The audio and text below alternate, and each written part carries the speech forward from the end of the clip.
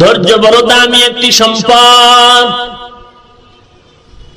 ইউসুফ নবীর ধৈর্য সারাটা রাত বর্ণনা করলেও শেষ করা যাবে না রে মুমিন। কত বড় ধৈর্য ধারণ করেছেন ইউসুফ আলাইহিস সালাম। ভাইয়েরা এত মারা মারলো, ইউসুফ নবী একটা গালি পর্যন্ত দেন নাই। মিশরের ঘরে নিয়ে গেলেন, মা হারা বাবা হারা ইয়াতীম, আল্লাহর উপরে ভরসা করে চললেন। ধৈর্যের কারণে আল্লাহ পাক ইউসুফ নবীকে প্রত্যেকটা পরীক্ষায় পাশ করায় দিয়েছে। আইয়ুব আলাইহিস সালামের ইতিহাস আপনারা জানেন। এত টাকা, এত সন্তান, শয়তানের মাথা গরম। আল্লাহকে বলে, আল্লাহ আইয়ুব নবী তোমার ইবাদত করে, তোমার টাকার কারণে আর সম্পদের মায়ায় পড়ে। বলে না না, আমি আল্লাহর মহব্বতে আইয়ুব ইবাদত করে। বলে না। আল্লাহ বলে, দেখ আমি আইয়ুবরে পরীক্ষা করি। সম্পদগুলো আগুনে জ্বালায় দেওয়া হলো। শয়তান গিয়া দেখে আইয়ুব নবী মসজিদে সিজদায়। ইবলিস গিয়ে কয়, রে আইয়ুব, আর আল্লাহকে দেখে লাভ নাই, তোমার সব সম্পদ আগুনে জ্বালায় ফেললো। আইয়ুব নবী শুনিয়া বলেন, আলহামদুলিল্লাহি রাব্বিল আলামিন। আইয়ুব নবী চোখের পানি ছেড়ে কাঁদেন, আল্লাহ, দুনিয়াতে আমার আর কেউ নাই, আমার বিবিরা পর্যন্ত তালাক নিয়ে বিদায় নেয়, সব আমারে ছাড়িয়ে চলিয়ে গেল। ও আল্লাহ, তোমার কাছে আমার আবদার, আমার বিবি আর এলাকাবাসী আমারে ছেড়ে দিল, তুমি আমাকে ছেড়ে দিও না রে আল্লাহ। আইয়ুব নবী তাকায় দেখেন, পায়ের কিনারায় একজন বিবি বসিয়া বসিয়া কান্না করতেছেন। আইয়ুব নবী বলে, বিবি তুমি কেন যাও না? ওই বিবি হলো ইউসুফ নবীর কন্যা, গ্রাম অঞ্চলে বলে রহিমা নামের বিবি, কিতাবে তার নাম হলো রহমা।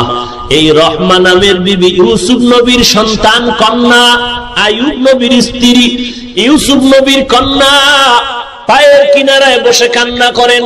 আইয়ুব নবী বলে, বিবি তুমিও যাও না কেন? বসে আছো কেন? যাও, আমার আল্লাহ ছাড়া কেউ নাই।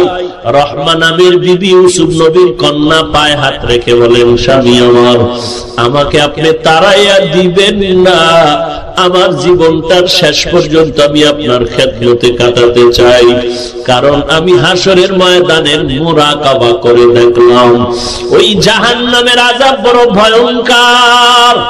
সমস্ত নবীরা পর্যন্ত নিজের চিন্তায় বিভোর।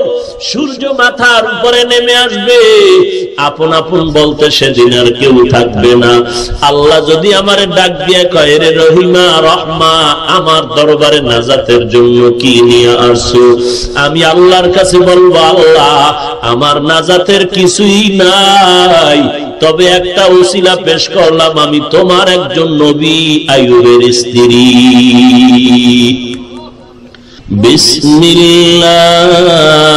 বিসমিল্লাহির রহমানির রহিম।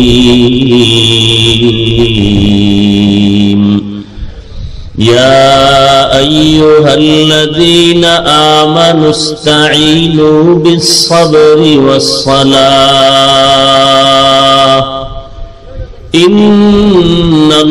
ইন্নাল্লাহা মা'আস-সাবিরিন। وقال النبي صلى الله عليه وآله وسلم، من يرد الله به خيرا يصب منه، أو كما قال النبي عليه الصلاة والسلام. صدق الله مولانا العظيم، وصدق رسوله النبي الأمي الكريم، ونحن على ذلك من الشاهدين والشاكرين والذاكرين، والحمد لله رب العالمين. اللهم صل على محمد النبي الأمي وعلى آله وسلم تسليما سبحانك لا علم لنا إلا ما علمتنا إنك أنت العليم الحكيم رب اشرح لي صدري ويسر لي أمري واحلل عقدة من لساني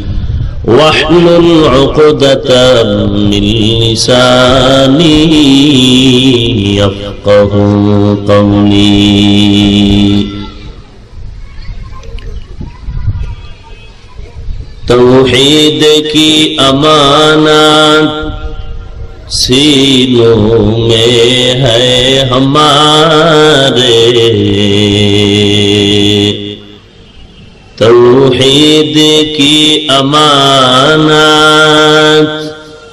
सीनों में है हमारे आसान ही मिटाना नामो निशा हमारा आसान ही मिटाना नामो निशा हमारा एक ही सफ में खड़े हो गए महमूद अयाज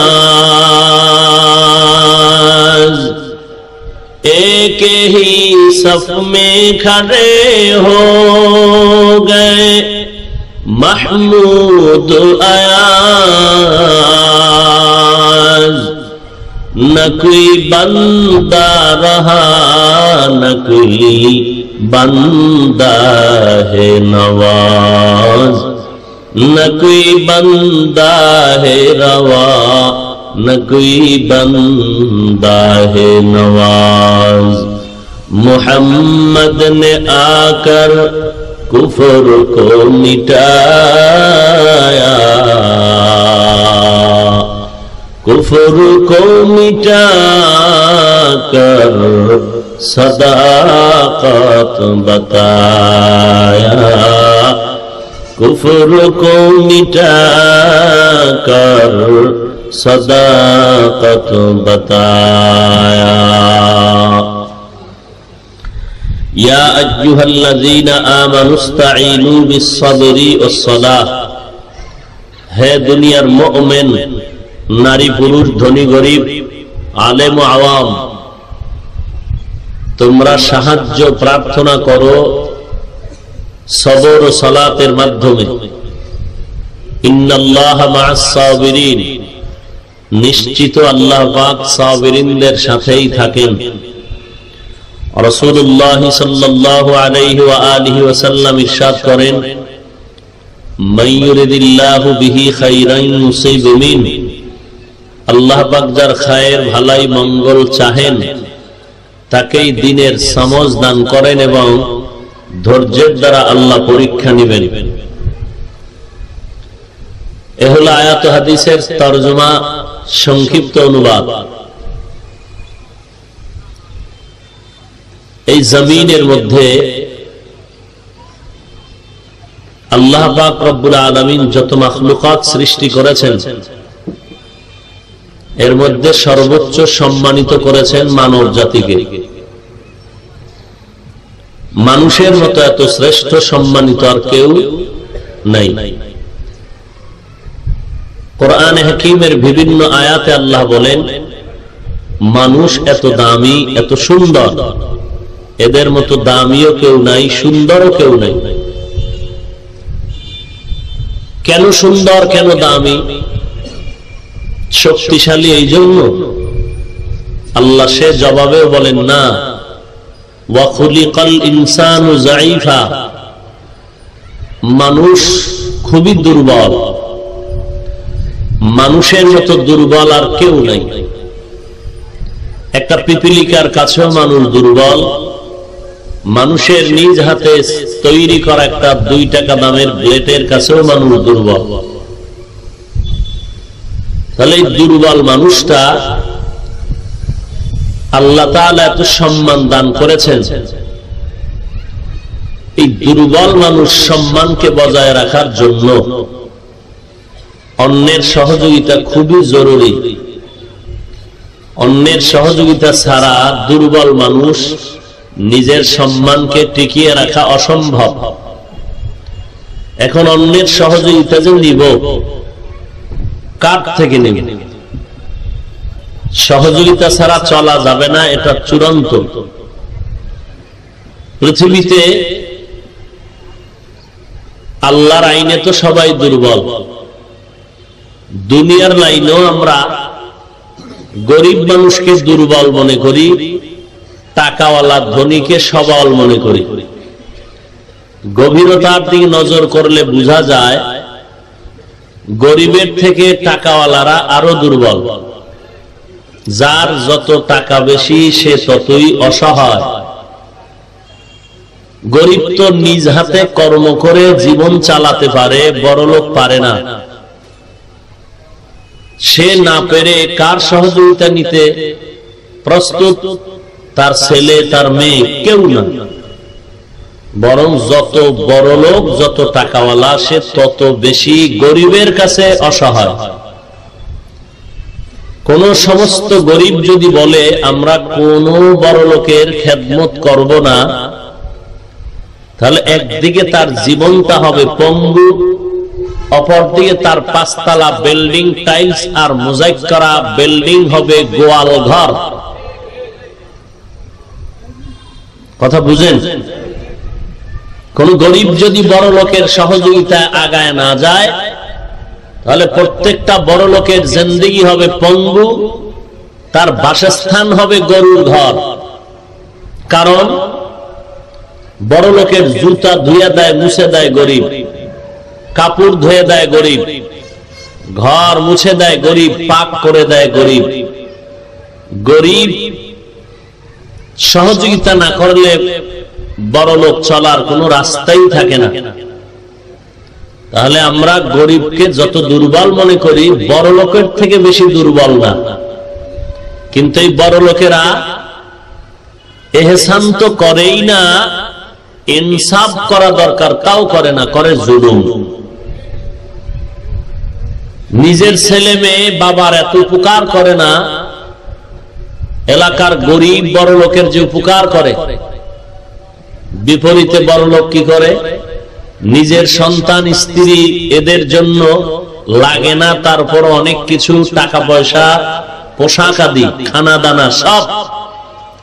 আর যেই গরিব বাথরুম পরিষ্কার করলো, জামা কাপড় ধুয়ে দিল, তার বেতন 3000। সময় মতো পাওয়া যায় না, চাইতে গেলে গালাগালি আর ধমক, সকলের ভৎসনা আর তিরস্কার।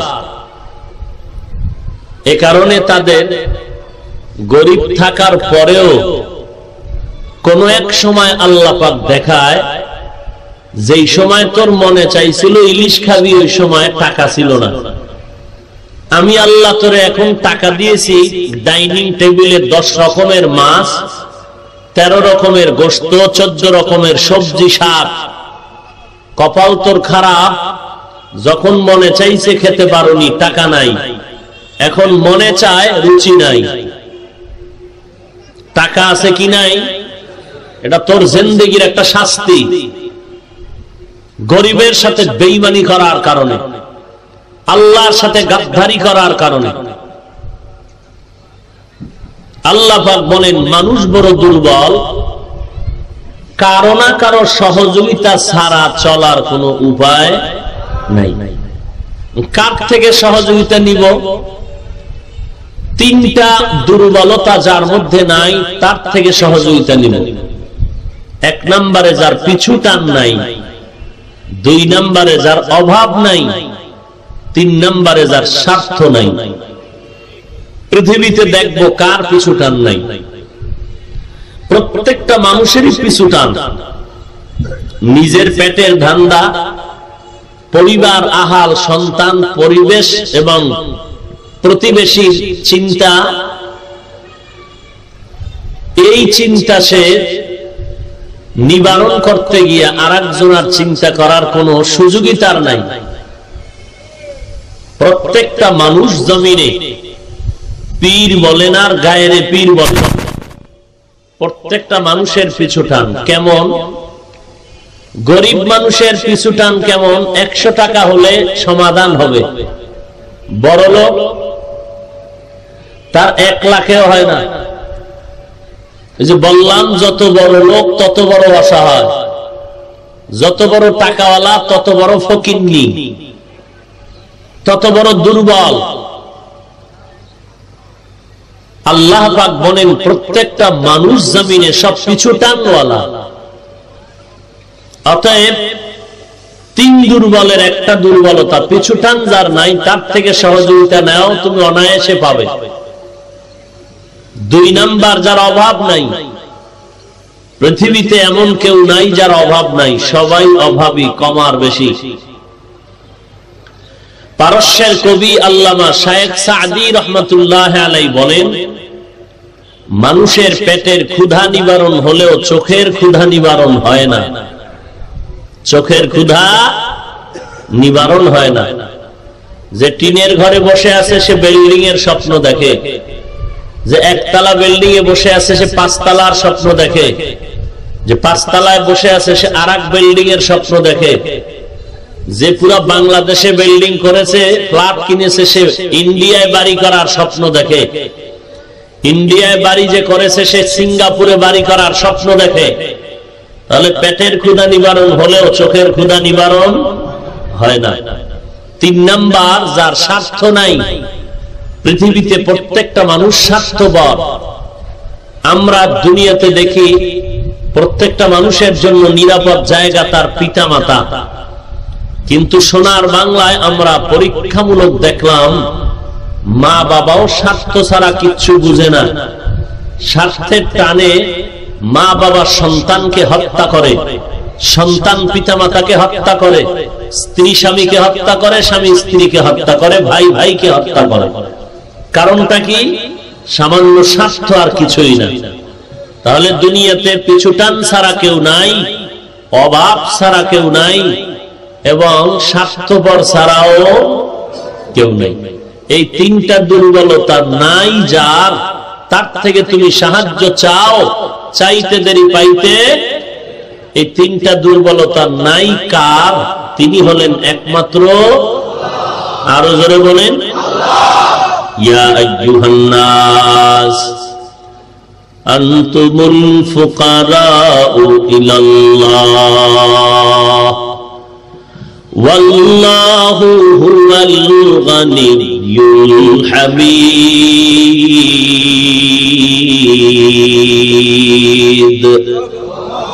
गर तवक्कुल में कुनी हर सुबह शाम, मेरा साना रिज़्क़ तू अज़ला मकाम, जुज़्बा हक़ ची ज़े मखाअज इंसो जा, फज़ले उआ मस्ते दर जुमला जहा, हर गुरीदे नेके तू तैयारो है, जो न मांगे उससे तो बेजार है। আল্লাহ তাআলা বলেন, হে মুমিন, তোমরা সবাই ফকির ও গরীব। একমাত্র দুনিয়ার মানুষ প্রশংসিত ধনী হলেন আমার আল্লাহ। দুনিয়ার সবাই অভাবী, আল্লাহর কোনো অভাব নাই। দুনিয়ার সবাই স্বার্থপর, আল্লাহর কোনো স্বার্থ নাই। আল্লাহ বলেন, আল্লাহুস সামাদ, আমি আল্লাহ বেপরোয়া, বেনিয়াজ। দুনিয়ার সবাই আমি আল্লাহর দরওয়াজায় ঠেকা, আমি আল্লাহ কারো কাছে ঠেকা নাই। এর নবীর উম্মতের দল, গোটা সৃষ্ট জগতের মধ্যে মানুষের মতো শ্রেষ্ঠ কেউ নাই। গোটা সৃষ্ট জগতের মধ্যে একমাত্র শ্রেষ্ঠ রহমাতুল লিল আলামিন। ওই নবীর 63 বছর জীবনে কখনো কিছু প্রয়োজন হলে কার কাছে চাইতেন? আরো জোরে বলেন, নবী যদি আল্লাহর কাছে চাইতে পারে, দুনিয়ার মানুষ আর ভিন্ন কারো কাছে চাওয়ার রাস্তা খোলা নাই। আল্লাহ বলেন, বান্দা দুনিয়াওয়ালারা চাইলে বেজার, আর আমি আল্লাহ না চাইলে বেজার। কারণটা কি জানো? দুনিয়ার সবাই অভাবী, আমার আল্লাহর কোনো অভাব নাই। দুনিয়াওয়ালারা দিব দিব বলে দরজা মাঝে মাঝে খুলে, মাঝে মাঝে খুলে না। আর আল্লাহ বলেন, আমার দরওয়াজাটা অল টাইম খোলা। রাতে ডাক দাও, সেখানে আমি আল্লাহ হাজির। উদউনি আস্তাজিব লাকুম, বান্দা তুমি ডাক দাও, আমি জবাব দেওয়ার জন্য রেডি হয়ে আছি। সাগরের মধ্যে বসেও যদি তুমি আমি আল্লাহকে ডাক দাও, আমি আল্লাহ হাজির। এরে বান্দা, তোমার চাওয়ার মতো যদি চাইতে পারো, আমি আল্লাহ দিতে মোটেও দেরি করব না। হর গরি দেনে কে তু তৈয়ার হায়, जो न मांगे उससे तू बेजार है। या अय्युहल्लज़ीना आमनु इस्तईनु बिस्सब्रि वस्सलाह इन्नल्लाहा मअस-साबिरीन।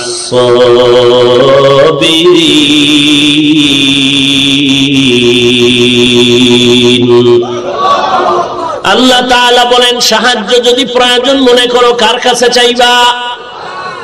আরো জোরে বলেন। অনেকে বলে আমরা তো অনেক চাই, পাই না। আল্লাহ বলেন, চাওয়ার লাইনটা লাইন মতো চাও। বলে লাইন মতো কেমন? বলে দুইটা জিনিসের মাধ্যমে চাও। এক নম্বরে ধৈর্য, দুই নম্বরে হলো নামাজ। আজ আপনার আমার মধ্যে ধৈর্য নাই, নামাজের কোনো খবর নাই। ধৈর্য নাই তার মানে নগদ চাইলাম, নগদ কেন পাইলাম না। আল্লাহ বলেন, বান্দা যদি চোখের পানি ছেড়ে আল্লাহর দরবারে চাও, অবশ্যই তুমি পাবে। একটু দেরি হলেও পাবে, অথবা দুনিয়াতে না পাইলেও পরকাল জিন্দেগিতে তোমার পাওনাটা পূরণ করা হবে। ধৈর্য ধারণ করো হে মুমিন। দুই নম্বরে নামাজ। বলবেন নামাজ তো ধৈর্য তো কম নাই। যদি আপনাকে হিসাব না হয় নামাজটা কেমন করে পড়েন, আলহামদু সূরাটা তেলাওয়াত করে শুনান। আপনি যে মোনাজাত ধরে আল্লাহর কাছে চান, কি পরিমাণ কান্না করেন, কি পরিমাণ গুনাহ থেকে আপনি হেফাজতে আছেন। বলে তাহাজ্জুদও বাদ দেই না, প্রত্যেক বছর হজে যাই, তাসবিহ একটা হাতে থাকে, আজানের আগে মসজিদের মধ্যে ঢুকে যাই। আমার মসজিদ ছাড়া কোনো কাম নাই, এরপরও চাইয়াও পাই না কেন? হাজী সাহেব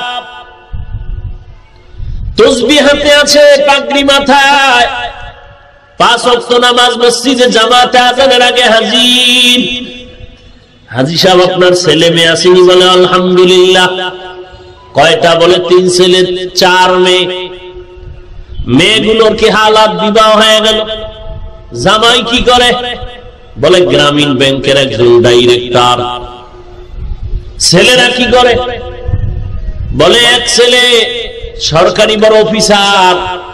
বেতন কত? কয় বেশি বেতন না, মোটামুটি 10,000 12,000 বেতন। এ দিয়া সংসার চলে নাকি? বলে এমনে হেমনে আরো 20,000 হয়। ওরে আল্লাহর বান্দা, তুমি সারাটা রাত যদি তাহাজ্জুদের সিজদায় পড়ে থাকো, আল্লাহর কসম তোমার একটা সুবহানা রাব্বিয়াল আ'লাও কবুল হবে না, যতক্ষণ পর্যন্ত তোমার সন্তান হালাল রুজি অন্বেষণ না করবে। তোমার সন্তানের হারাম কামাই করা খাওয়া তুমি খাও, আর এ নিয়ে যদি 13 বার বাইতুল্লাহ লাব্বাইক বলো, একটা লাব্বাইক কবুল হবে? তোমার সন্তান সুদের টাকায় ব্যবসা করে, কত ভালো সন্তান জানো তুমি? সুদের সব থেকে ছোট গুনাহ নিজের আপন মায়ের সাথে জিনা করার সমান। কোন বেঈমানের বাচ্চাও তো এই কথাটা মেনে নিতে পারে না যে মায়ের সাথে জিনা। কোন বেঈমানের বাচ্চাও তো মেনে নিতে পারে না। অথচ তুমি মুসলমান, তোমার মায়ের সাথে জিনার গুনাহ করতেছ। তোমার নামাজ, তোমার রোজা, তোমার হজ, কোন আমল তেলাওয়াত, আল্লাহর কোরআন বলে একটা বিন্দু মাত্র আল্লাহর দরবারে কবুল হবে না। এরে নবীর উম্মতের দল, এই জন্য পয়গম্বর বলেন কাসবু হালাল। এরে নবীর উম্মত, কাসবু তালাবু হালাল, হালাল রিজিক অন্বেষণ করা ফরিদাতুন বা'দাল ফরিদা, এক ফরজ আদায়ের পরে আরেকটা ফরজ, হালাল রুজি অন্বেষণ করো। এরে নবীর উম্মত, কাসবু তালাবি, আল্লাহর নবী বলেন তুমি অন্বেষণ করো হালাল রিজিক, এইটা একটা ফরজ। কোরআন শরীফের অন্য আয়াতে আল্লাহ বলেন তুমি নামাজ আদায় করো, এরপরে জমিনে বিচরণ করো আল্লাহর ফজল ও করম অন্বেষণের জন্য। আমরা মসজিদের মধ্যে ঢুকতে দোয়া পড়ি, আল্লাহুম্মা ফতাহলি আবওয়াবা রাহমাতিক। বের হওয়ার সময় কি বলি? আল্লাহুম্মা ইন্নী আসআলুকা মিন ফাদলিক। ঢুকতে বললাম রহমাতিক, বের হইতে বললাম ফাদলিক। রহমত মানে আল্লাহর দয়া, ফজল মানিও আল্লাহর অনুগ্রহ। তাহলে ফাজলিক শব্দটার মধ্যে আর রহমতের মধ্যে ব্যবধান। বলে তুমি নামাজ পড়ে মসজিদ থেকে দুনিয়ার দিকে যাচ্ছ, আর মসজিদে যখন ঢুকতেছিলা তখন দুনিয়া ছিল না, আল্লাহর রহমতের পর্দার মধ্যে তুমি আবৃত। যখন তুমি দুনিয়াতে বের হচ্ছ রহমতের আঙ্গিনা থেকে, তখন তোমার আল্লাহর ফজল ও করম থাকবে, দুনিয়াও তোমার লাগবে, বাজার লাগবে, ব্যবসা লাগবে। কিন্তু এই ব্যবসা বাজার ঘাট আল্লাহ তাআলার অনুগ্রহ না থাকলে এগুলো তোমার জন্য হবে অভিশাপ। এরে নবীর উম্মতের দল, এই জন্য পয়গম্বর বলেন তালাবু কাসবিল হালালি ফরিদাতুন বা'দাল ফরিদা, হালাল রিজিক অন্বেষণ করো, এটা এক ফরজের পরে আরেকটা ফরজ। হারাম খাদ্য দ্বারা রক্তগ্রস্ত হবে, আল্লাহর জান্নাত পাবে না। এরে নবীর উম্মতের দল, আমরা আজীবন সুদের ব্যাপারে বয়ান করতাম। সাধারণ মুসলমান আমাদের প্রশ্ন করত, আপনি যে বললেন টাকা পয়সা সুদের সাথে লাগানো যাবে না, কিছু করা যাবে না, রাখবো কই, জায়গা কই? এক সময় আমরা চুপ করে থাকতাম, জবাব দেওয়ার কোন রাস্তা ছিল না। আসলেই তো আমরা একটা ব্যাংক তৈরি করতে পারি নাই হালাল ভাবে। সব ব্যাংকের ভিতরে সুদ আর সুদ আর সুদ। ইসলামী ব্যাংক লেখা, এর মধ্যে সুদ ছাড়া কোনো কায়দা নাই। তাহলে আজীবন সুদের বিরুদ্ধে বয়ান করলাম, উম্মতের বাঁচানোর জন্য একটা হালাল ব্যাংক তৈরি করতে পারি নাই। আলহামদুলিল্লাহ, আপনাদের এলাকার মধ্যে এহসান গ্রুপ হালাল ভাবে আপনাদের টাকা জমা করে ব্যবসার লাইনে খাটাইয়া আপনাদেরকে লভ্যাংশ দেওয়ার জন্য সুদ মুক্ত একটা গ্রুপ, একটা কোম্পানি খুলেছেন। আপনারা এতটুকু সুযোগ পাওয়ার পরেও যদি গ্রহণ না করেন, আল্লাহর কাছে জবাব দেওয়ার জন্য আপনি নিজে দায়ী হয়ে যাবে। আপনি ঠিক বললেও ঠিক, না বললেও ঠিক। আমরা গ্রামীণ ব্যাংকের বিরুদ্ধেও বলবো না, অন্য সুদী যত কোম্পানি জমিনে আছে আমাদের বিরোধিতার দরকার নাই। আপনার জান্নাতে আপনি যাবেন, আপনার কবরে আপনি যাবেন, আমার কবরে আমি যাব। বাকি সুদের যেই পরিণাম ফলটা কত ভয়ানক, এগুলো আপনাদের বুঝাই দিলাম। আল্লাহ বিবেক দিয়েছে, বিবেক দিয়া সমাধান করে সঠিক পথে চলার চেষ্টা করুন, আর তৌফিক চাইবেন আল্লাহর কাছে। কার কাছে? কয় জিনিসের মাধ্যমে? এক নম্বরে ধৈর্য, দুই নম্বরে নামাজ। ধৈর্য আর নামাজ। ইয়া আইয়ুহাল্লাযীনা আমানু কু আনফুসাকুম ওয়া আহলিকুম নারা, জাহান্নাম থেকে নিজেও বাঁচো হে মুমিন, আহলকেও বাঁচাও। সূরা আহজাবের মধ্যে আল্লাহ বলেন কিয়ামতের ময়দানে সন্তানেরা মা বাবার বিরুদ্ধে আল্লাহর আদালতে মামলা দায়ের করবে। এ সন্তান, নামাজ পড়ো নাই, না পড়ি নাই, রোজা রাখো নাই, নাই রাখি নাই, সুদ খেয়েছো, খেয়েছি কেন? বলে আল্লাহ আমাকে জিগাইয়েন না। রব্বানা ইন্না আতা'না সাদাতানা ওয়া কুবারানা ফাআদাল্লুনাস সাবিলা। আমি সুদের ব্যবসা চিনতামই না, আমার আব্বা আর মায়ে শিখাইছে। আমি জানতাম না সুদ কেমনে উঠানো হয়, কেমনে লেনদেন করা হয়, জানতাম না। আমার মা বাবা চিনাইল। আমার মা বাবায় নামাজের কথা বলে নাই, রোজার কথা বলে নাই, সত্য পথে চালায় নাই। আল্লাহ বলবেন তোমাকে বিবেক দিয়েছিলাম, সঠিকটা বুঝিয়াও কেন গ্রহণ করো নাই? বলবে আল্লাহ এটা আমার অন্যায় হয়েছে, বিচার করবেন। বলে হ্যাঁ বিচার করব।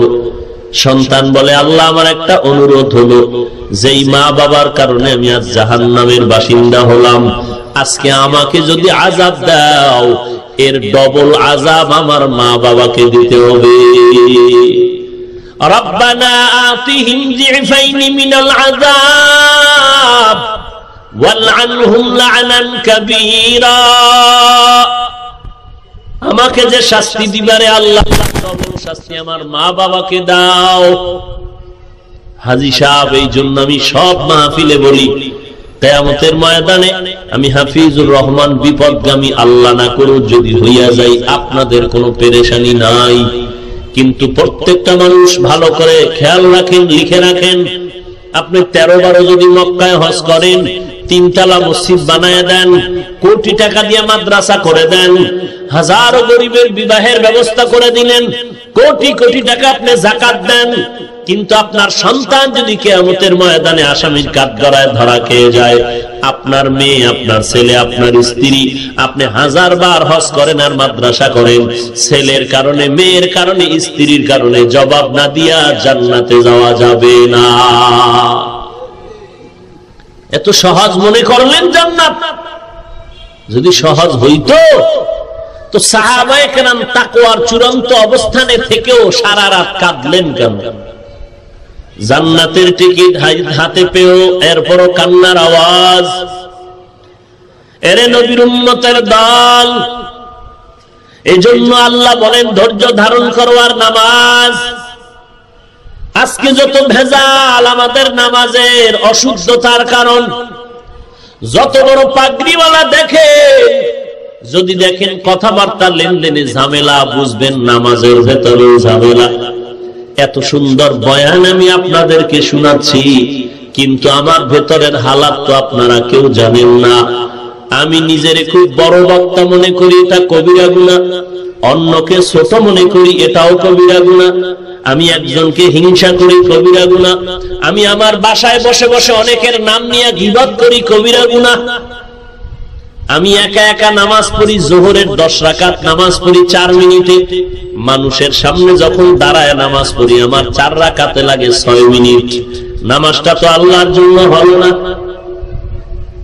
অতএব এই জন্য বললাম, যত বড় শাইখুল হাদিস, যত বড় পাগড়িওয়ালা, যদি দেখেন তার কথায় মিল নাই, কাজে মিল নাই, লেনদেনে ভেজাল, মূলত রোগ হলো নামাজের ভেতরে ভেজাল। মকুন সুসুতি নামাজে পানজে গানা, ফাওয়াইলুল লিল মুসাল্লিনাল্লাযিনা মুমিনারা ইনামাজ ইমদাদ দা ইস্তাঈনু আয়াতে কুরআন ওয়া আয়াতে কদ আফলাহারা ইয়াদকুন গৌর কুন্দর মানিয়াজ দিল সাদিকুন। 1 নম্বরে ধৈর্য, 2 নম্বরে নামাজ।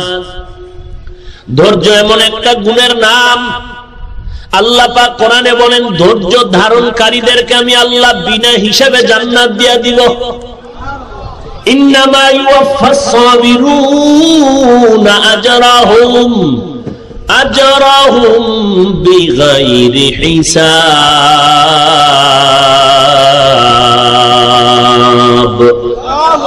আল্লাহ বলেন আমি ধৈর্য ধারণকারীকে বেগয়রে হিসাব জান্নাতে পাঠায় দিব। যা ধৈর্য বড় দামি একটা সম্পদ। এই ধৈর্যের পাহাড় দৃষ্টান্ত কায়েম করলেন ইয়াকুব আলাইহিস সালাম, আইয়ুব আলাইহিস সালাম। ইউসুফের না পাইয়া কান্না, ধৈর্য ধারণ করে আশা করে আল্লাহ ফাসাবরুন জামিল ও আল্লাহ তুমি আমাকে সবরে জামিল ইখতিয়ার করার তৌফিক দাও। আমি তোমার উপরে ভরসা করে আছি, তুমি আমার ইউসুফের একদিন ফিরাইয়া দিবা। ইউসুফের শোকে বাবা কান্না করে অন্ধ হয়ে গেল। আল্লাহ তাআলা দয়ার পরশে একদিন ইউসুফের তার সামনে মিলাইয়া দিলেন এবং ইউসুফের গায়ে যে জামা ছিল ওই জামাটা বাবার চোখে লাগানো মাত্র অন্ধ চোখ আল্লাহ ভালো করে দিলেন। ধৈর্য বড় দামি একটি সম্পদ। ইউসুফ নবীর ধৈর্য সারাটা রাত বর্ণনা করলেও শেষ করা যাবে না রে মুমিন। কত বড় ধৈর্য ধারণ করেছেন ইউসুফ আলাইহিস সালাম। ভাইয়েরা এত মারা মারলো, ইউসুফ নবী একটা গালি পর্যন্ত দেন নাই। মিশরের ঘরে নিয়ে গেলেন, মা হারা বাবা হারা ইয়াতীম, আল্লাহর উপরে ভরসা করে চললেন। ধৈর্যের কারণে আল্লাহ পাক ইউসুফ নবীকে প্রত্যেকটা পরীক্ষায় পাশ করায় দিয়েছে। আইয়ুব আলাইহিস সালামের ইতিহাস আপনারা জানেন। এত টাকা, এত সন্তান, শয়তানের মাথা গরম। আল্লাহকে বলে, আল্লাহ আইয়ুব নবী তোমার ইবাদত করে তোমার টাকার কারণে আর সম্পদের মায়ায় পড়ে। বলে না না, আমি আল্লাহর মহব্বতে আইয়ুব ইবাদত করে। বলে না। আল্লাহ বলে, দেখ আমি আইয়ুবের পরীক্ষা করি। সম্পদগুলো আগুনে জ্বালায় দেওয়া হলো। শয়তান গিয়া দেখে আইয়ুব নবী মসজিদে সিজদায়। ইবলিস দিয়ে কয়, আইয়ুব আর আল্লাহকে দেখে লাভ নাই, তোমার সব সম্পদ আগুনে জ্বালায় ফেললো। আইয়ুব নবী শুনিয়া বলেন, আলহামদুলিল্লাহি রাব্বিল আলামিন। ইবলিস বলে, নাউজুবিল্লাহ বলবা, আলহামদুলিল্লাহ বললা কেন? বলে, সম্পদের কারণে ইবাদত করতে বড় ভেজাল টেনশন ছিল, এখন আমার সম্পদও নাই, ইবাদতে পেরেশানিও নাই। এই জন্য নবী বলেন, গরিবেরা ধনীর 500 বছর আগে জান্নাতে যাবে, কারণ ধনীর মাল আছে, হিসাব আছে। গরিবের মাল নাই, হিসাবও। বেহেশত আজা কে আজাবে নবাশো, কাসে রাবা কাসে কারে নবাশো। আল্লাহ পাক এমন কঠিন পরীক্ষায় ফালায়া দিলেন। আইয়ুব আলাইহিস সালামের একাধিক বিবিরা, এলাকার মানুষ তার রোগের দুর্গন্ধ, পোকা, সবাই বিদায় নিয়ে চলে যায়। এলাকার কোনো মানুষ নেই। আইয়ুব নবী ডান বাম পার্শ্ব পরিবর্তন করতে পারেন না, বড় কষ্ট করে বিছানায় পড়ে আছেন। একদিন, দুই না, 2 দিন না, 1 মাস আর 2 মাস না, অনেক বছর। বিবিরা পর্যন্ত এসে দাঁড়ায় বলে, আমাদের তালাক দেন, আমরা বিদায় নিয়ে চলে যাই। আইয়ুব নবী ইশারায় তাকে তালাক দিয়ে দিলেন, যাও। ফাসায়াকফিকাহুমুল্লাহ, আল্লাহর উপরে যারা ভরসা করে আল্লাহ তাদের জন্য যথেষ্ট হয়ে যায়। ওমাইয়া তাওয়াক্কাল আলাল্লাহি ফাহুয়া হাসবু, যারা আল্লাহর উপরে ভরসা করে, যদি একটু পেরেশানি মনে হয়, হঠাৎ করে দেখা যায় পাহাড় সম পরিমাণ বান্দার উপরে আর নাই। আইয়ুব নবী চোখের পানি ছেড়ে কাঁদেন, আল্লাহ দুনিয়াতে আমার আর কেউ নাই, আমার বিবিরা পর্যন্ত তালাক নিয়ে বিদায় নেয়, সব আমারে ছাড়িয়ে চলিয়ে গেল। ও আল্লাহ তোমার কাছে আমার আবদার, আমার বিবি আর এলাকাবাসী আমারে ছেড়ে দিল, তুমি আমাকে ছেড়ে দিও না রে আল্লাহ। আইয়ুব নবী তাকায় দেখেন পায়ের কিনারায় একজন বিবি বসিয়া বসিয়া কান্না করতেছেন। আইয়ুব নবী বলে, বিবি তুমি কেন যাও না? ওই বিবি হলো ইউসুফ নবীর কন্যা, গ্রাম অঞ্চলে বলে রহিমা নামের বিবি, কিতাবে তার নাম হলো রহমা।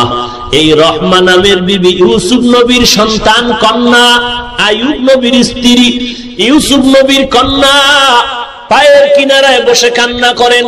আইয়ুব নবী বলে, বিবি তুমিও যাও না কেন, বসে আছো কেন? যাও, আমার আমার আল্লাহ ছাড়া কেউ নাই।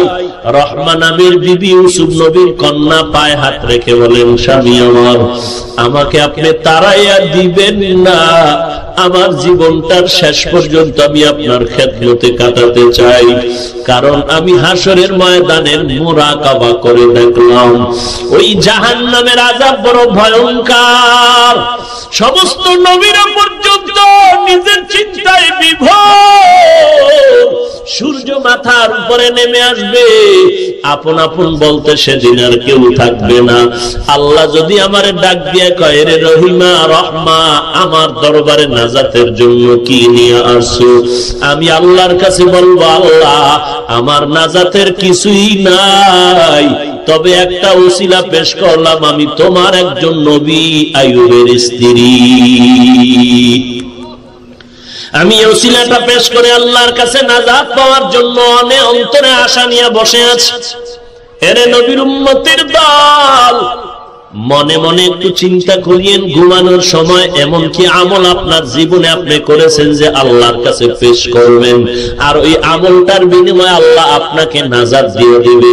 এরে নবীর উম্মতের দল, চিন্তা করার জন্য আল্লাহ মানুষকে জ্ঞান আর মেধা দান করলেন, পশুকে দেন নাই। এজন্য আল্লাহ বারবার বলেন, আফালা তাতাফাক্কারুন আফালা তুবসিরুন আফালা তাআকিলুন। এরে নবীর উম্মতের দল, একটা গরু সারাটা দিন খায় আর ঘুমায় আর কোনো চিন্তা নাই। কাঠটা পাইলো না চিন্তা নাই, খাওন পাইলো আর খাইলো, নিজের না অন্যের কোনো চিন্তা নাই। ওরে মানুষ, তোমারও যদি কর্মসূচি এমন হয় 24টা ঘন্টা তুমি খাইবা আর ঘুমাইবা আর কোনো চিন্তা তোমার নাই, তাহলে তুমি মানুষ হইলেও তোমার সাথে গরুর তুলনাটাই যথেষ্ট। তুমি আর গরুর থেকে ভালো হতে পারো নাই, অথচ তুমি শ্রেষ্ঠ জাতি। কোন কারণে? যে না, তোমার মেধা দিয়ে তুমি গরুর সমতুল্য নয়, গরুটা তোমার থেকে ভালো। আল্লাহ কোরআনে বলেন, কারণ গরুটার জ্ঞান বুদ্ধি না থাকলেও মালিকের বেতন পায় না, এরপরও মালিকের গোলামি করে।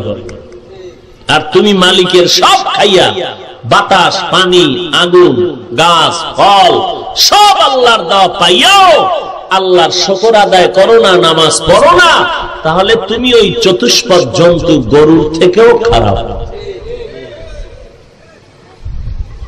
রিজিকের মালিককে বলেন, সময় নাই বুঝাবার। মালিক ইবনে দিনার সফরে যাচ্ছেন, নদী পার হবেন, বাহন নাই, হঠাৎ এক নৌকা হাজির, উঠলেন, ওপার যাবেন, টাকা নাই। মাঝি বলে, ভাড়া দাও, বলে টাকা নাই, গালাগালি শুরু করলো। তাযকিরাতুল আউলিয়া নামক কিতাবে আল্লামা ফরিদউদ্দিন আত্তার রাহমাতুল্লাহ আলাইহি ঘটনা লিখেছেন। তখন তিনি কান্না শুরু করলেন, আল্লাহ, মাঝি নৌকার আমাকে গালি দেয়, তুমি জানো আমি মালিক কে। জবিত জিন্দেগীর কোন আমল যদি তোমার কাছে পছন্দ হয়, তার বিনিময়ে তুমি আজ ইজ্জত বাঁচায় দাও। আল্লাহ তাআলা কুদরতের দরজা খুললেন, মালিক তাকায় দেখে নৌকার চতুর্পার্শ্বে স্বর্ণের টাকা নিয়ে মাছ হাজির, হাজার হাজার। মালিক ইবনে দিনার বলেন, এই মাঝি, দুনিয়াদার, তোর কত টাকা লাগবে নে? মাঝি এগুলো দেখে ভয় পেয়ে গেল। না, একজন বড় আল্লাহওয়ালা, পায়ে ধরে ক্ষমা চাইলেন। আল্লাহওয়ালা মানুষ, রাগ আছে আবার মহব্বতের মায়াও আছে, মাফ করে দিলেন। এরপরে যা ঘটলো, তিনি বলেন, আমি উপরে উঠে দেখি রাস্তার পাশে এক যুবক শুয়ে শুয়ে কান্না করে, খুব দুর্বল, ক্লান্ত। হঠাৎ দেখলাম এক কাক ঠোঁটের আগায় রুটি নিয়ে ওই যুবকের মুখে দিয়া চলে গেল। এরপরে দেখলাম আবার কিছুক্ষণ পর একটা পাত্রে পানি নিয়ে যুবকের মুখে দিয়ে একটা প্রাণী চলে গেল। আমি সামনে আগায় বললাম, ভাই তোমার কি পরিচয়, এখানে কেন? যুবক বলে, আমি বাইতুল্লাহর হজে রওনা হয়েছিলাম, কাফেলার লোক হারায় আমি এখানে অসহায় এক সপ্তাহ। না খাইয়া আল্লাহর দরবারে কান্না করলাম, আল্লাহ না খাইয়া মরবো, তারপর হারাম খাবো না, তুমি হালালের ব্যবস্থা করে দাও। 7 দিন পর্যন্ত কান্নার পর আল্লাহ তাআলা পাখিদের মাধ্যমে আমার খানার ব্যবস্থা করেছে। ওয়া মান ইয়াতাওয়াক্কাল আলাল্লাহ ফাহুয়া হাসবুহ, আল্লাহর উপরে ভরসা করো, আল্লাহ তাআলা ফেরেশতা দিয়া খানার ব্যবস্থা করবেন। এরে নবীর উম্মতের দল, তারপর হারামের কাছে যেও না। তাকায়া দেখো নবীর সাহাবায়ে কেরামের ইতিহাস। নবী ইকামত শুরু হয়ে গেল, নবী ইমামতির মুসাল্লায় দাঁড়ানো, সবাই আজানের আগে আসে, একজন সাহাবী ইকামতের সময় আসে, সালাম ফিরাইলে দৌড়ায় যায়। সাহাবায়ে কেরাম নবীর কাছে বিচার দিলেন, অমুক সাহাবী ইকামতের সময় আসে, সালামের পরে ভেগে যায়। আমরা আসি আজানের আগে, বয়ান শুনে তারপরে অনেক সময় দিয়া যায়। নবী একটা কথা একবার শুনলে বিচারে বসতেন না, 3 বার শোনার পরে বসতেন। 3 বার অভিযোগ আসার পরে নবী বললেন, সাহাবী কোনো হয়তো বিপদে আছে, চলো আমরা খবর নিতে যাই। বাড়িতে গেলেন নবী নিজে, গিয়া সাহাবায়ে কেরাম সহ দাঁড়ায় বললেন, বাড়িওয়ালা অমুক সাহাবী আসো, রাহমাতুল লিল আলামিন তোমার বাড়ির দরজায় হাজির। একবার ডাকলেন, আওয়াজ নাই, 2 বার 3 বার। নবী এবার শুনে ঘরের মধ্যে কান্নার আওয়াজ। সাহাবী ডাক দিয়া বলেন, পয়গম্বর আমি এত অসহায়, এত গরীব, আপনার কাছে সামনে এসে দাঁড়াবার মতো ভালো পোশাক আমার পরনের মধ্যে নাই। নবী বলেন, যেভাবে আছে তুমি আসো। নবীর দরওয়াজায় আয়েশা সাহাবী কান্না করে আর বলেন, পয়গম্বর ঘরের মধ্যে আমি আর আমার স্ত্রী ছাড়া কেউ নাই, আর 2 জনে মিলে আমরা একটা কাপড় পরিধান করি। ঘরের মাঝখানে একটা গর্ত বানায় রাখছি, আমার স্ত্রীকে উলাঙ্গ রাইখা গর্তের মধ্যে ফালায় আমি ওই কাপড় দিয়া নামাজে হাজির হই। সালামটা ফিরানো মাত্র দৌড়াইয়া যাই, আমি ঘরে আইসা আমার বিবির কাপড় দেই, আমার বিবি নামাজ পড়ে, আমি গর্তের মধ্যে থাকি। মায়ার নবী চোখের পানি ছেড়ে কান্না করে হাত উঁচু করে আমার মাওলার দরবারে দোয়া করলেন, ও আল্লাহ এত বিপদ যেই বান্দা তোমাকে ভুলে না, তুমিও সেই বান্দাকে ভুলিও না। ওই রকম গরিব তো বাংলাদেশে কেউ আছে নাকি? কেউ নয় তো কেন তুমি হারামের পিছনে দৌড়াও? আল্লাহ দরবারে কান্না করো, আল্লাহ চোখের পানি বৃথা ফালায়া দিবেন না। আল্লাহর কাছে বলো, আল্লাহ যতই গরিব হই না কেন হারামের কিনারায় যেন না যাই, তুমি কষ্টের মধ্যে ধৈর্য ধারণ করার তৌফিক দাও। হালাল রিজিকের দ্বারা আমার পরিবারকে চালানোর তৌফিক করো। আল্লাহর কাছে তওবা করেন, আর কোনদিন গায়রুল্লাহর পায়ে ধরব না, কাছেও যাব না। আমরা আল্লাহর গোলাম, নবীর উম্মত। আমাদের প্রয়োজন হলে আমরা আল্লাহর কাছে চাইব 2 জিনিসের মাধ্যমে। 1 নম্বরে ধৈর্য, 2 নম্বরে হলো নামাজ। আল্লাহ তাআলা এই 2 জিনিসের মাধ্যমে তওবার নিয়তে আল্লাহর শরণাপন্ন হওয়ার তৌফিক দান করেন। আমিন।